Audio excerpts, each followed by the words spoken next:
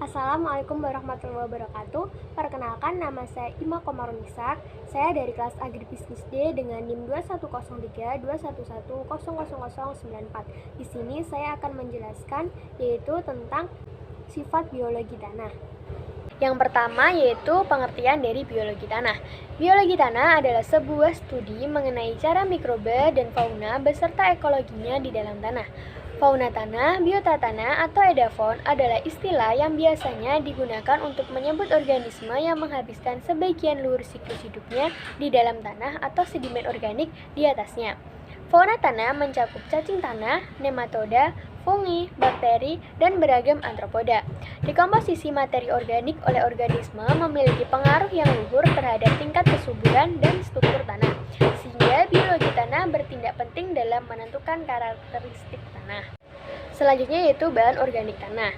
Bahan organik tanah dalam bahasa Inggris disebut juga dengan soil organic matter, merupakan bahan di dalam atau permukaan tanah yang berasal dari sisa tumbuhan, hewan, dan manusia, baik yang telah mengalami dekomposisi lanjut maupun yang sedang mengalami proses dekomposisi.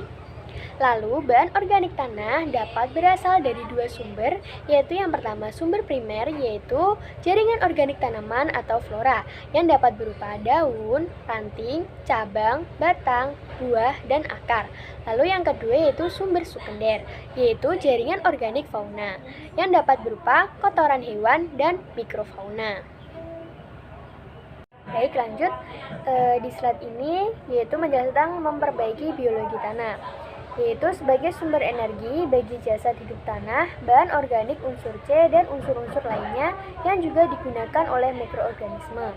Yaitu yang pertama dapat meningkatkan jumlah dan aktivitas mikroorganisme, yang kedua menjaga kesehatan tanah, ketiga menambah kandungan humus tanah, keempat sebagai bahan remediasi tanah, kelima sebagai bahan ameliorasi tanah, dan yang terakhir meningkatkan aktivitas beberapa reaksi enzimatik. Makrofauna tanah mempunyai peranan penting dalam dekomposisi bahan organik tanah dalam penyediaan unsur hara. Makrofauna akan meremah-remah substansi nabati yang mati, kemudian bahan tersebut akan dikeluarkan dalam bentuk kotoran. Nah, dari makrofauna tadi terdapat contoh dari makrofauna tanah. Apa sih makrofauna tanah? Makrofauna tanah yaitu fauna tanah yang bisa dilihat dengan mata telanjang, yaitu seperti cacing dan rayap. Lalu apa sih peran cacing tanah itu? Yaitu yang pertama dapat mencerna bahan organik, yang kedua dapat memperbaiki struktur tanah, yang ketiga dapat meningkatkan aerasi dan drainase. Lalu apa sih peran rayap? Peran rayap yang pertama yaitu berkontribusi pada pertukaran O, CO, N, S, P, Ca, Mg, K, dan Na. Lalu yang kedua, dekomposer selulosa kayu, dan yang ketiga, penyedia makanan bagi organisme lain.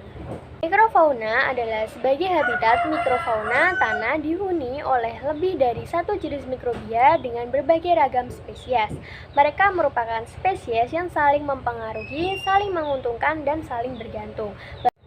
Next yaitu contoh dari mikrofauna.